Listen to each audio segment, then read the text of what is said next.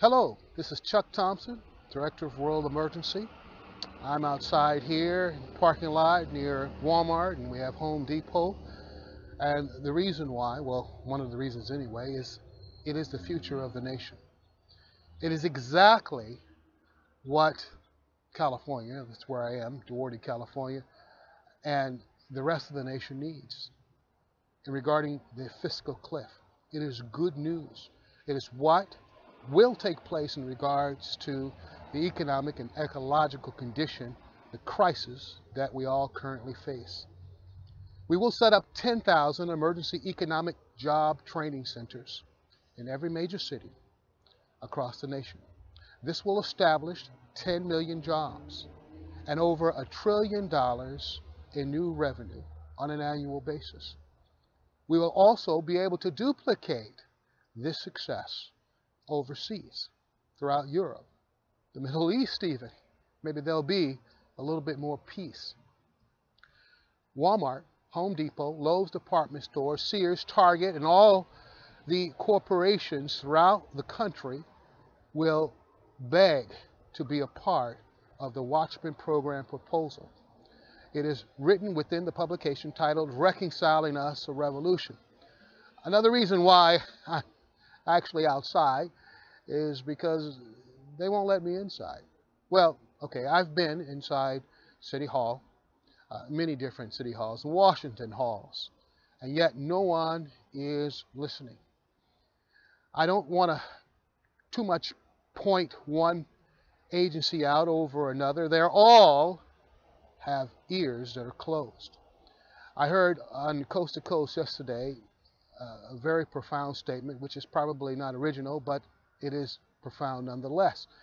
Washington, in a box, is solving problems that are outside the box. The solutions are outside the box, but they're in the box trying to solve the problems where there are no solutions. You're not going to find it with the legislation and the president pretending to work together. I'm sorry, it's not working, and we have very little time left.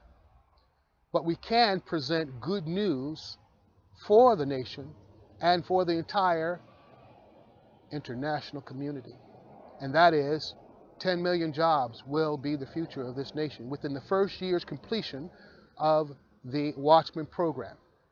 Now, let me explain briefly.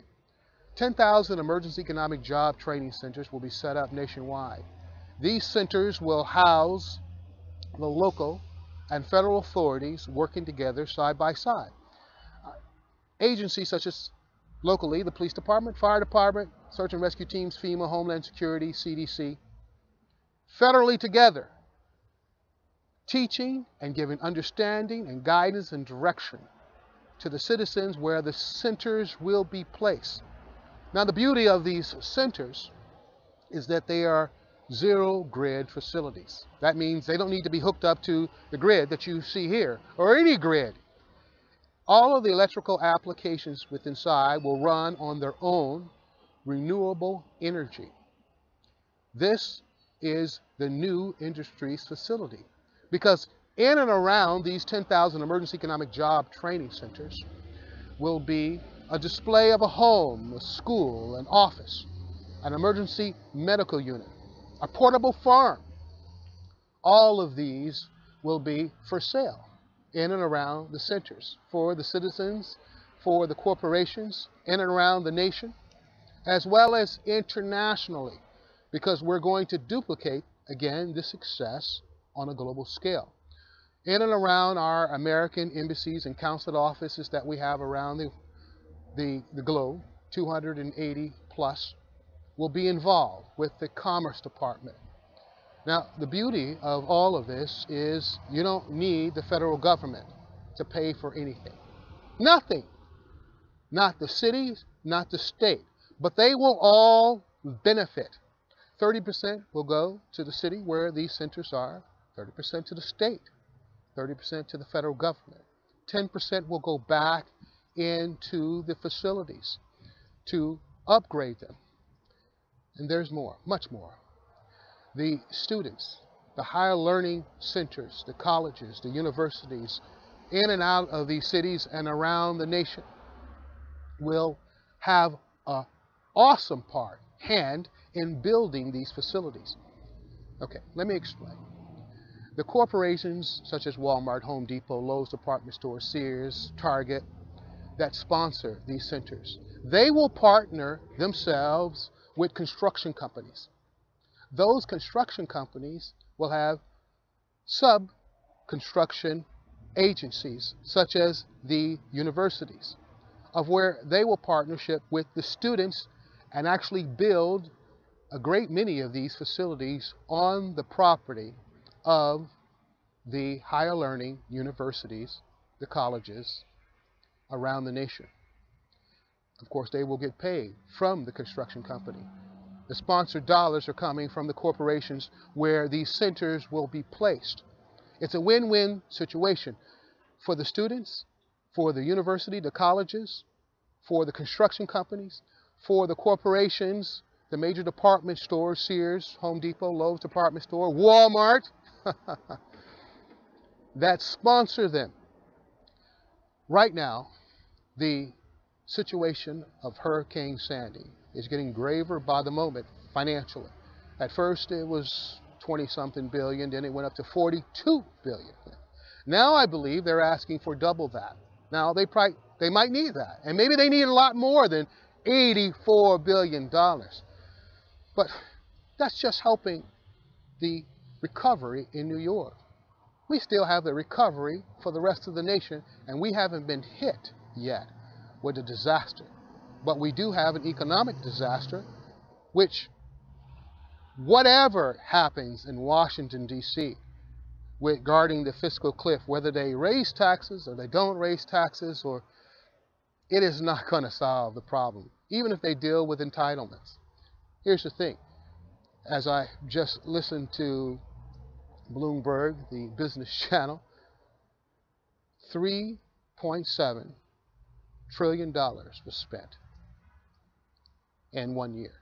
Now, if that's wrong, then you need to take it up with Bloomberg. We only bring in 2.7 or 2.5. Basically, we are $1 trillion over budget as far as what the country brings in. Now, whether that's true or not, we can bring in $1 trillion on an annual basis with emergency economic job training centers. If you're going to give $84 billion to recovery in regards to Sandy, $84 billion is all you need basically for the rest of the nation to have 10,000 emergency economic job training centers set up nationwide. That's right. Of which the federal government, the states, the cities won't lend a penny to, because they don't need to. You don't need to have a new spending plan. You don't need to raise taxes or cut vital services or vote up and vote down on this proposal, this Watchmen program proposal, because the corporations themselves will foot the bill.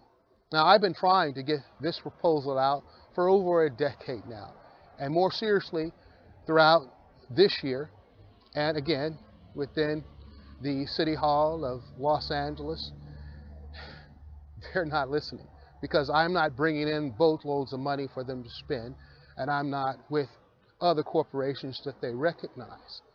Now, whether the proposal comes from Chuck Thompson, Director of Rural Emergency, or from some high-level official, we had better institute what is needed. What is needed is a new industry.